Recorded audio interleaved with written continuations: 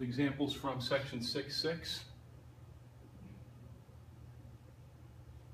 First example 1a, write x to the 1/6 in radical form. All you're doing is changing it from exponential form to radical form.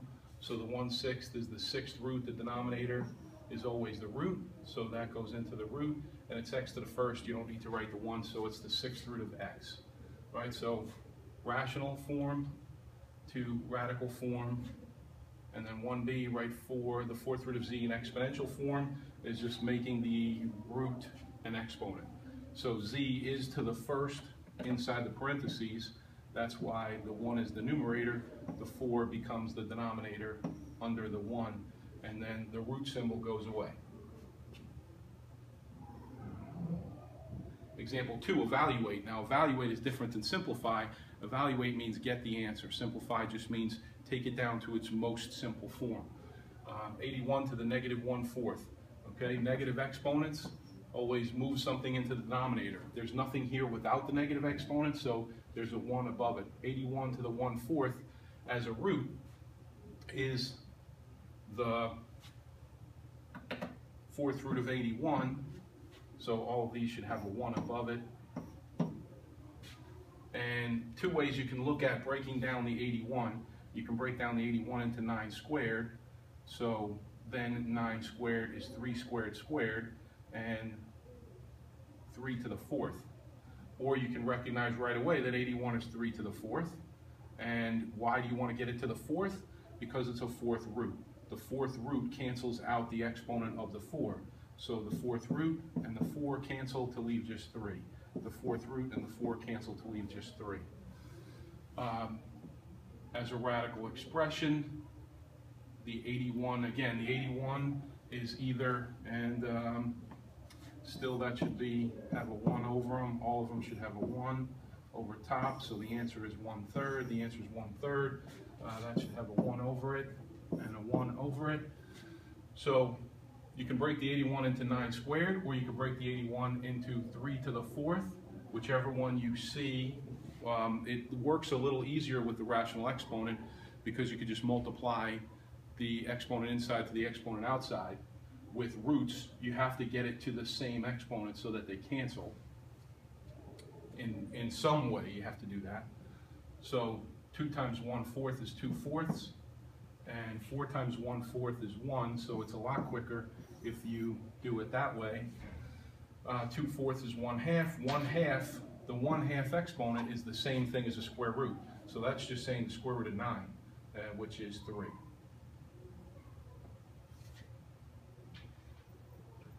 Example 2b, 2/16 to the 2/3.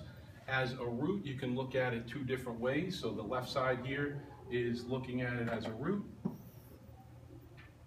2/16 to the 2/3. 2/16 squared, the numerator is the exponent, the denominator is the root. So 2/16 squared is 47,256. When you're simplifying, you don't want to go to make things bigger. So here I said, no thanks. Or you can take the exponent, the 2, outside and first deal with the third root. So then you have to look at the 2/16 and say, what can I simplify the 2/16 to? Well, the 3 is the key. If it's a third root, then you want to see if you can get a third exponent, because the third exponent is going to cancel with the third root. And fortunately, 2/16 is 6 to the 3rd. So the third root cancels out the third exponent, and you have 6, and still with the 2 from the outside, so 6 squared is 36. All right, so you can see with roots, it's a lot easier to simplify and take the exponent away than it is to expand the inside number, the number inside the root. Again, here, it's a third, so you want to find what 2/16 has to do with the third. 2/16 is 6 to the 3rd. So 6, multiply those, and you have 6/3, which is squared, which is 36. Example 4 is just a simple reminder that when you're multiplying two exponents with the same base, you add the exponents. So 2/7 and 4/7 is 6/7.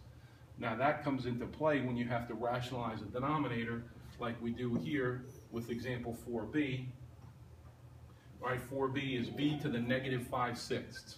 All right, so the negative puts the b to the 5/6 in the denominator. There's nothing else here without the exponent, so there's a 1 in the numerator. All right, now you have to rationalize the denominator. So to rationalize the denominator, you go back to what we just reviewed in 4a, and remember that when you multiply two exponents that have the same base, you add the exponents. And so what you want to do with that is see what do I multiply with a base of b that's going to get me to add them, so that 5/6 plus what is going to be 1.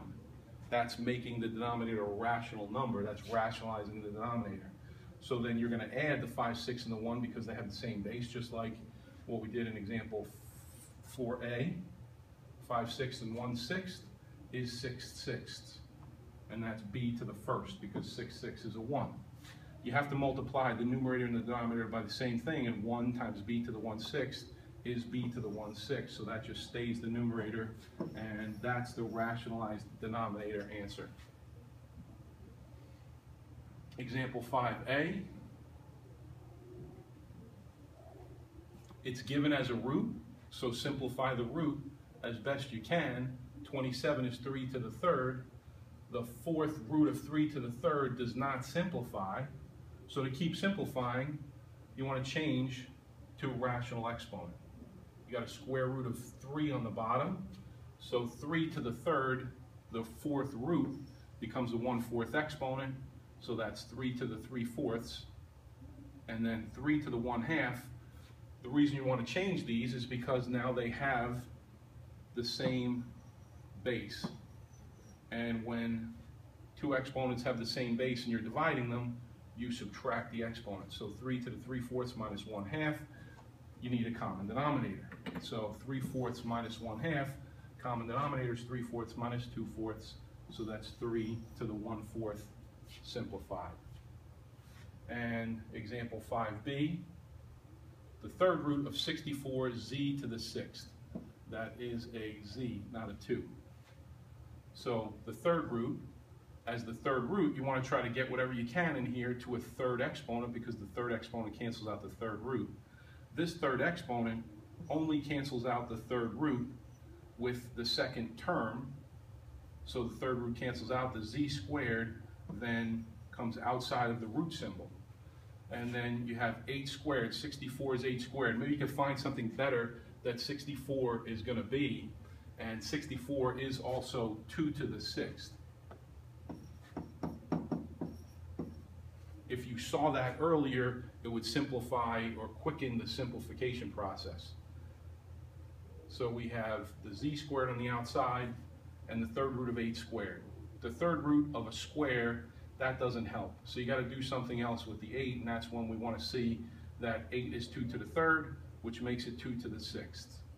So third root of 2 to the 6th, the 6th is 2 to the third, so the third root and the 3 cancel out. 2 squared is 4, and you should have a square there, so 4z squared. Okay, as a rational exponent problem, you just take the third root, put the whole thing in parentheses, right? So then the 1/3 is the third root. You then distribute the 1/3 to the 4 and to the 6. The 64 is 8 squared. So 2 times 1/3 is 2/3. Z to the 6 to the 1/3, 6 times 1/3 is 6/3. 6/3 is 2, so this at this point, this is done. The 8 to the 2/3, 8 again simplifies to 2 to the third, and then you multiply the 3 times the 2/3 and get 6/3, and 6/3 is 2, 2 squared is 4. So 4z squared. All right, both ways you get the same answer. All right, so I continually have gone over both ways, so you can see how it works both ways. Try both ways with different problems and see that some problems one way works better than others. So you don't want to just choose one way to do it. You want to see what's going to help you with each particular problem. And you may tend towards always going towards rational exponents, so we're always going towards roots. But then see that you have to switch in the middle of the problem. Okay, so the classwork homework with that section is page 426. A few different things: 17 to 25 odd, 31 to 41 odd, and 45 to 51 odd.